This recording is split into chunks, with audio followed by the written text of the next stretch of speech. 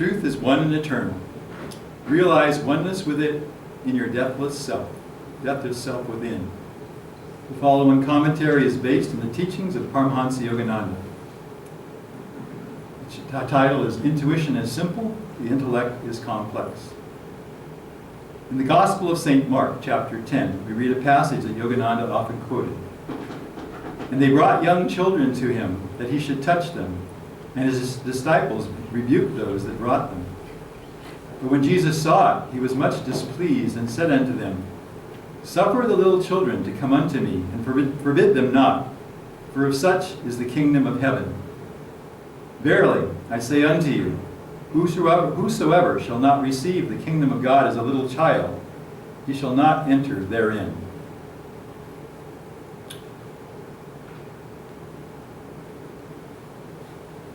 So this passage goes so strongly with my training, my education as a teacher, that there was something special about children that I had to learn to honor and to respect. It was something they brought with them. It's not something I could give them. It was something they brought to them.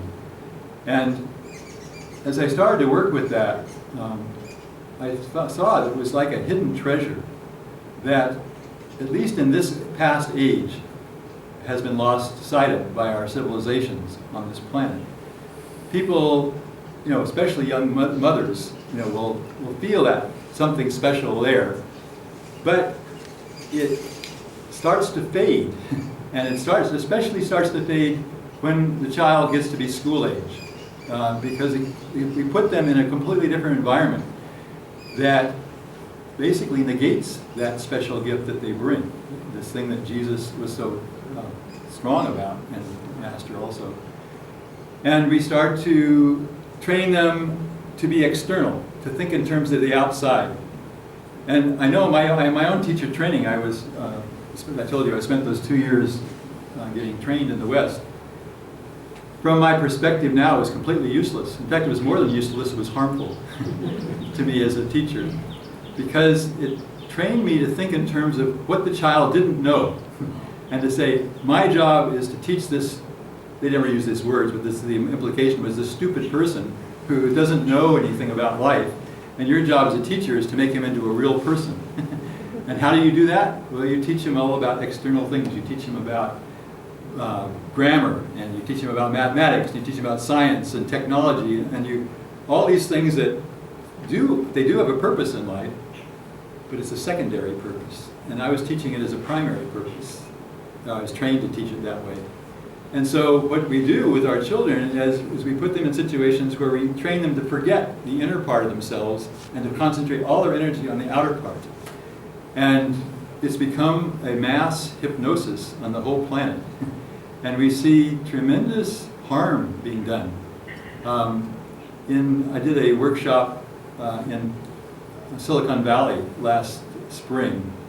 And the reason I went down there is because there was an article in a national magazine in the United States about the problem with teenage suicides.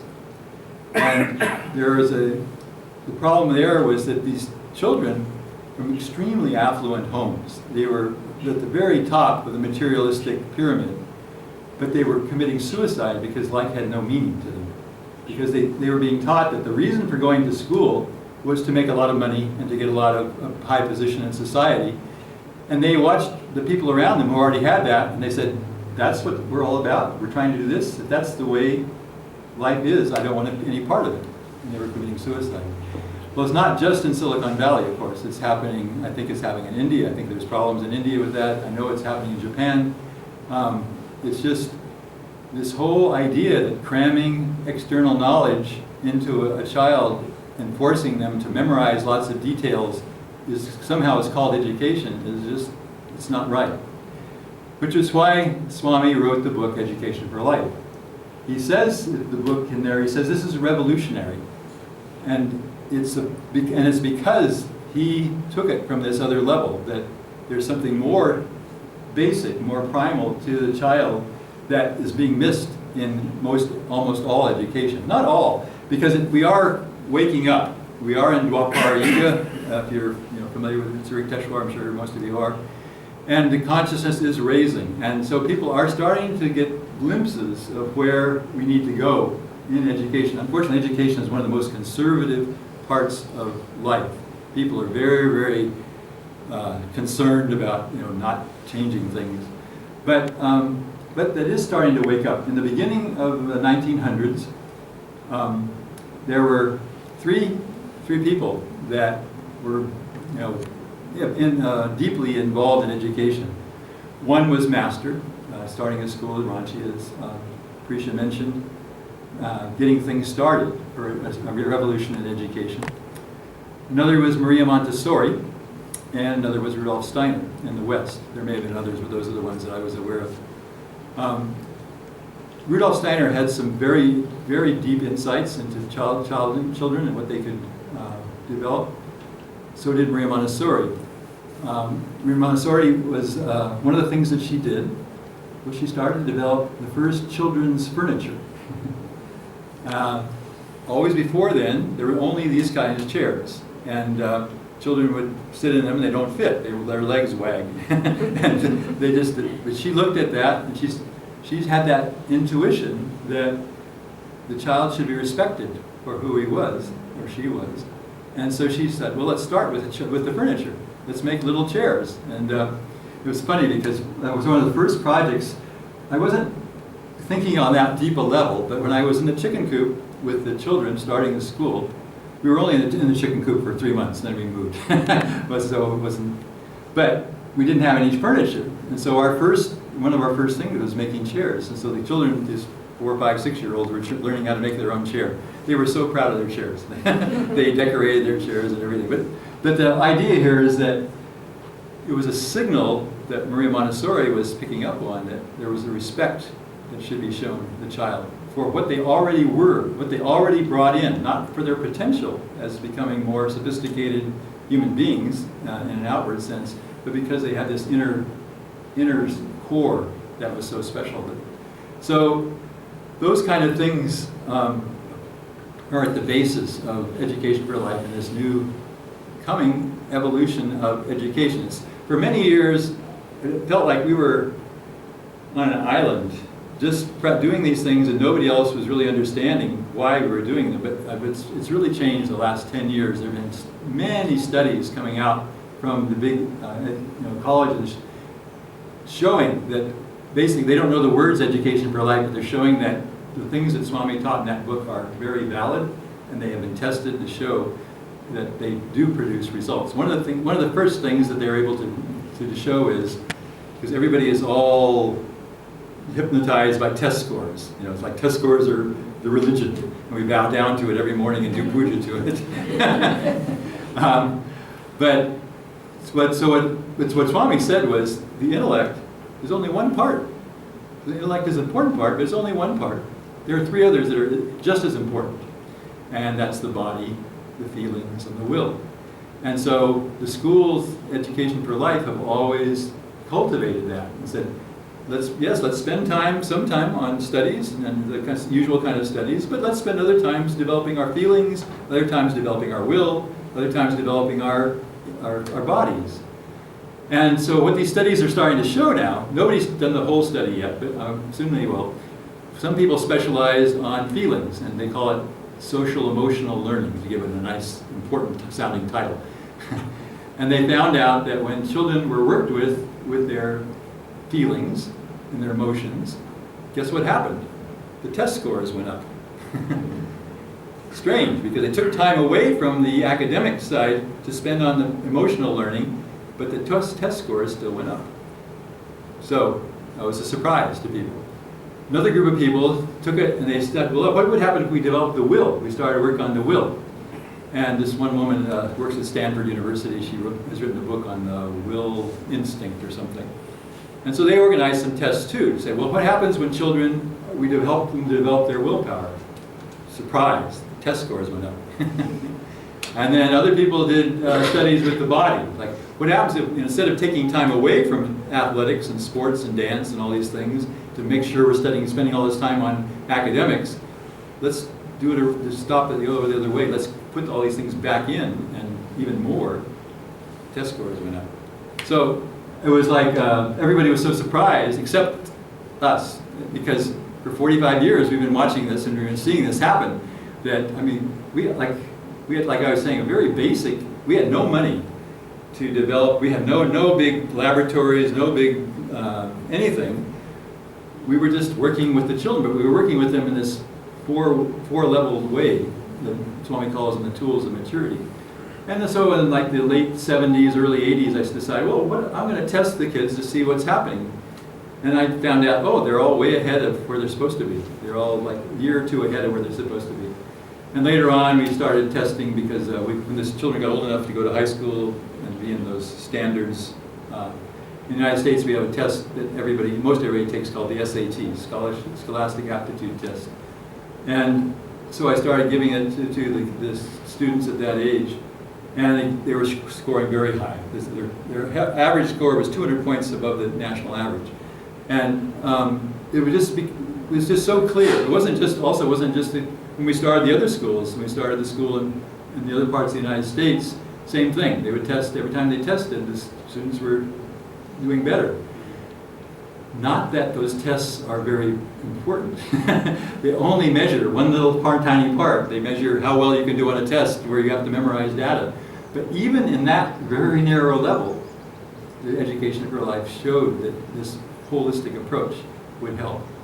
And so it's been interesting to watch because now around the planet, I was just at a conference last summer where people came from 40 countries. It was called a Positive Education Conference, and they were all exploring this whole idea that Education for Life has pioneered for these years. So the idea of respecting the child and that inner quality. Well, what is that quality?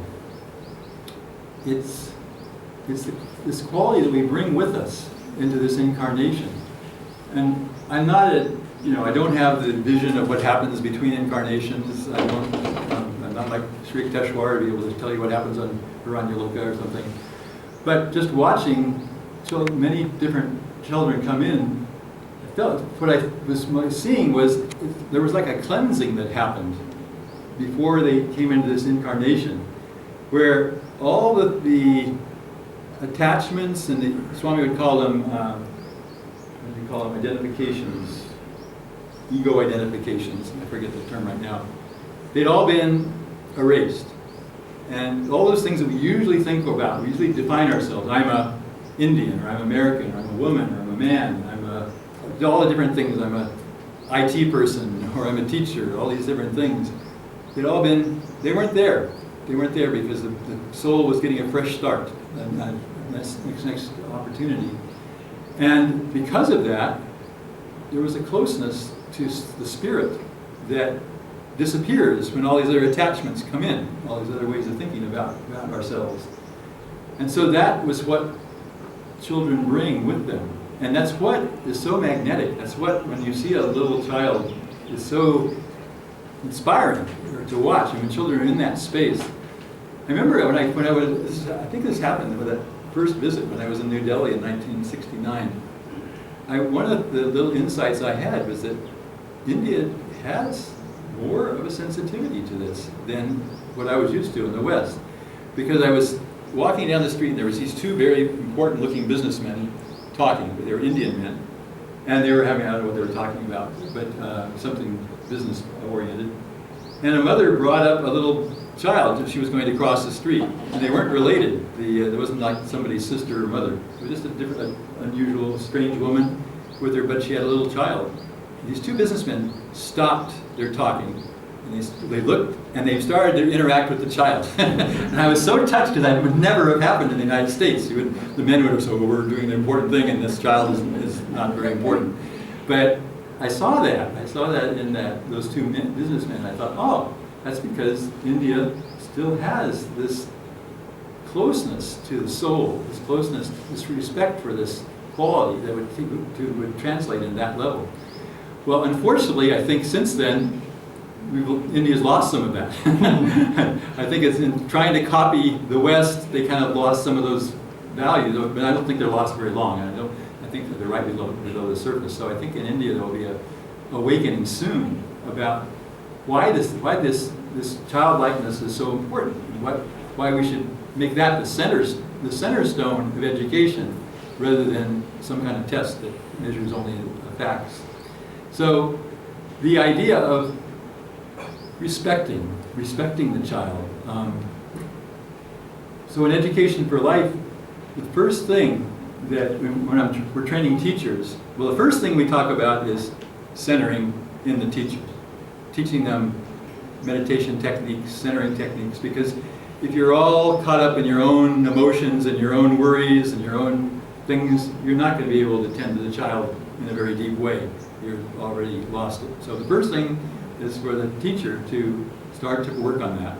You don't have to be a master to be a teacher, but you need to be working on it. You need to be working and cultivating that part of your life to know that that's important.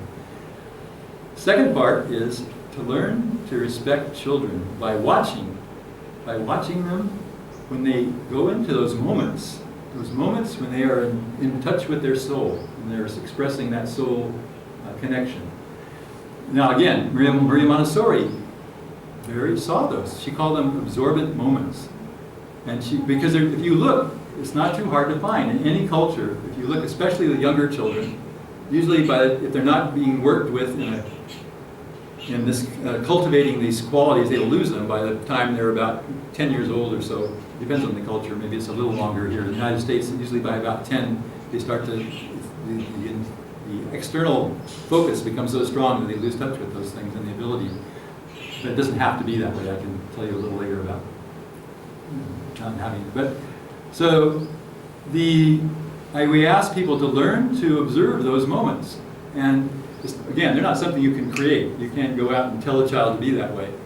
You have to just be observant and watch. But if you are, you will see them. You'll see those moments. And we ask them to keep a journal, to write about. Where did you see this? Was it in the grocery store? Was it on a playground? Was it on, where was this? Usually it doesn't happen in school, which is interesting. Usually it happens outside of school.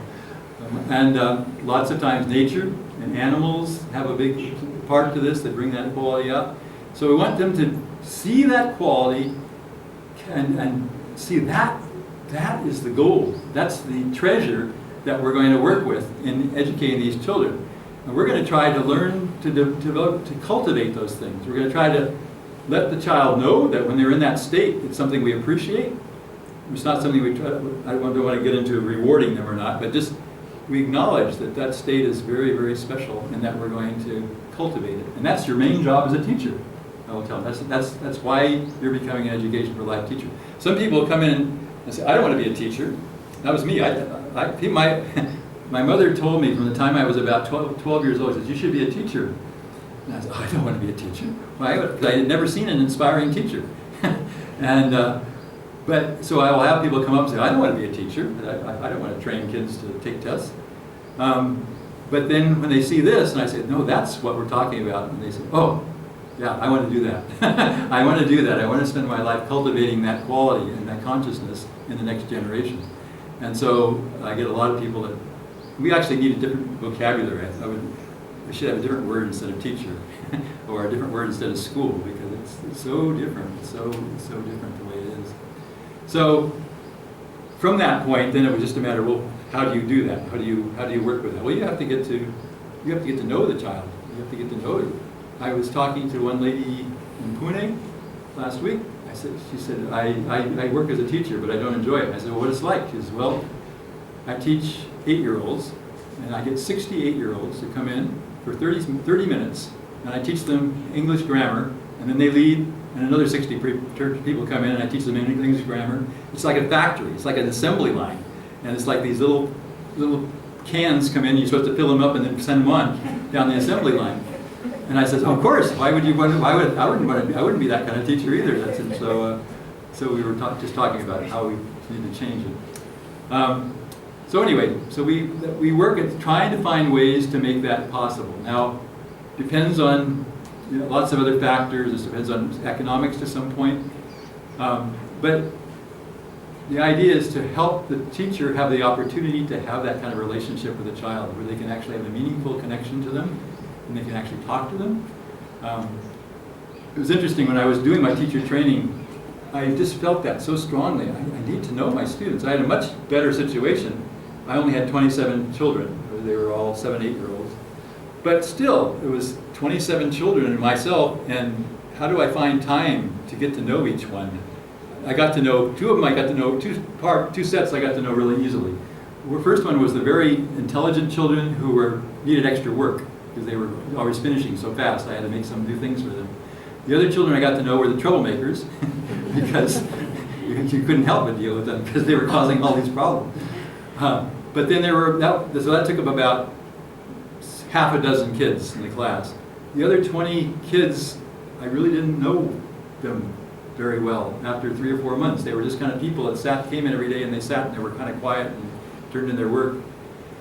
But I didn't have any meaningful connection. So I did this. It just came. It was just at this point I would say it was inspiration. I finally said I have to learn to know these people. So what I started doing was inviting one child on the weekend to visit me, and I would go and we would go to the park for a walk, or I had a dog. We would go take my dog for a walk or something like that. But it would just be that one child and me, and it made all the difference in the world. Actually, I remember now the way I got into it was these troublemakers in my class. I had 3 boys who were just crazy to work with. So I said, okay, I'm tired of arguing with them, and I said, I think the first one was Chucky. I said, Chucky, let's meet tomorrow on Saturday. And he looked at me a little funny because that was unusual. But his parents were very happy to get him out of the house because they didn't like him having him around either. So it was no problem. So we went to the park and I had my dog and we walked my dog. And we just talked a little bit. He was 8 years old. And then come back Monday morning, Chucky's a completely different boy. He's not causing problems. He's actually paying attention to me. And I thought, whoa, that's pretty nice. So the next weekend I got Scotty, who was the next one. I said, Scotty, we need to talk. And so, anyway, so we went through, went through the whole group, everybody in the class. It took me, however many weekends, 27 weekends, but to spend, and it was so helpful, inspiring, and just because each child came alive. And I was just a beginning teacher. I didn't know anything about EFL yet.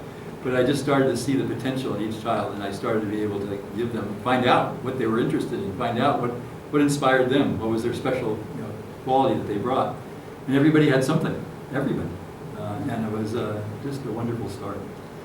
So this soul quality in children, it has many facets to it, and it's the part that just brings this trust. There's a tremendous trust in that quality. I had my own experience of this a few years later. So my daughter was born in 1982. So this must have been about 4 years later. And we had a house where it had a little stairwell going up, and there was a little landing about 5 feet up, and then the stairs went on up.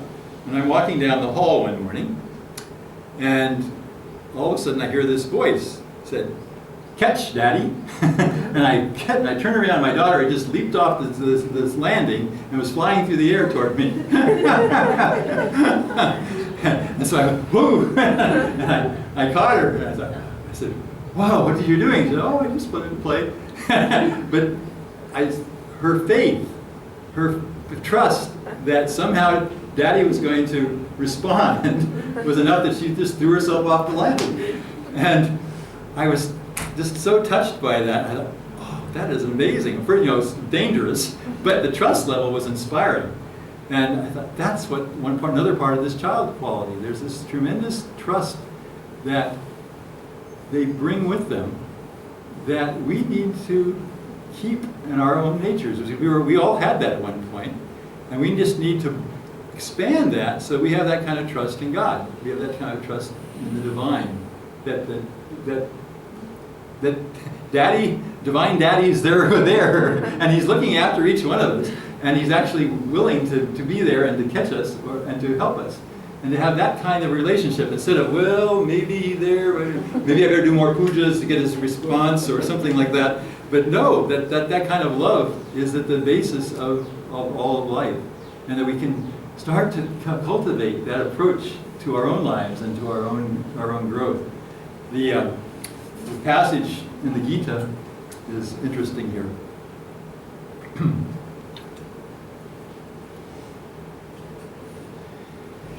Swami focuses on this quality. He said it's often been noted that a critical attitude tends to paralyze creativity. And this whole idea of criticizing that comes in very subtly. I'm not sure why it comes in yet. It'd be interesting to find out. Why is that? What is it about this critical nature that starts to come in when we get trained, the usual kind of training that most people have growing up? And it goes on, but the thing he captures at the Gita at the end, he says, from the 9th chapter, "To you who are free from the carping spirit, I shall now reveal wisdom sublime. Grasping it with your mind and perceiving it by intuitive realization, you shall escape the evils of delusion." And Swami ends, "Thus through Holy Scripture God has spoken to mankind." This carping spirit, the complaining spirit, you see it in so many places. People start complaining. They start complaining about the government. They complain about the economy. They complain about the weather. They it just comes in, and sometimes you just think, well, is there anything that's okay? But that's the opposite. It's the opposite of this childlike spirit. The childlike spirit just accepts that this is where I'm supposed to be. This is what's supposed to be happening to me. Jyotish was talking about that last night. We went to a satsang in Delhi last night, and he told this story. Now, let's see, maybe appreciate. No, who was there? Oh, Yuri. How did it start? He went to a spiritual talk, and the man came out and he said this one line. That spiritual teacher. Yeah, it was a spiritual. Everybody who's here is getting spiritual. Oh, I remember. Okay, I remember. So Swami had just been to visit one of his old friends. I can't remember the old friend's name, but he's a very wonderful man who helped him back in the 50s. Bond, yes. Indu Bond, yes. Somebody might even know him or know of him. Very wonderful person. So Indu Bond said, was telling about this. He said, the most inspiring spiritual talk I ever heard in all of my years. Indu Bond is 91 years old now, or 90. And so he went to this forum, and everybody was waiting. They paid a lot of money to come to the forum, and the teacher came out and he said, everything that happens to you is for your own spiritual growth. You need to just accept it and use it as a gift, as from a gift from God. And he stopped, he left the stage, and everybody's sitting there, and they just paid all this money, and that was the talk. So after about 5 minutes, the teacher comes back on the stage, and he comes to the microphone and says, everything that happens to you is for your own spiritual growth. You need to accept it and use it as a spiritual tool. And he left. And he finally came back 5 minutes later, he did it again. And so he said it 3 times, and that was the end. He never did come back. But Indu Bond said that was the most powerful spiritual talk he'd ever heard, because that message was so important. That's the message that's in this reading this morning, that the carping spirit complains about what's come into our lives. It says, this is not my karma. This is someone else's karma. There's a mistake. I shouldn't have been going through this. I need a different something. And I want to change something. But the carping spirit, like Krishna is saying, is what keeps us from making progress. Well, how do we learn that? How do we learn to get out of the carping spirit? Watch the people that don't have it. Watch the people that don't have it. So if you have a saint in your house, what's the saint? You don't have a saint?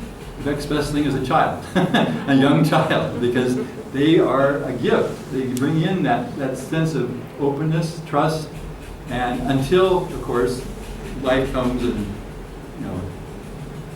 it keeps it from happening. It hides it. It hides it. Well, everybody in this room has gone through that experience.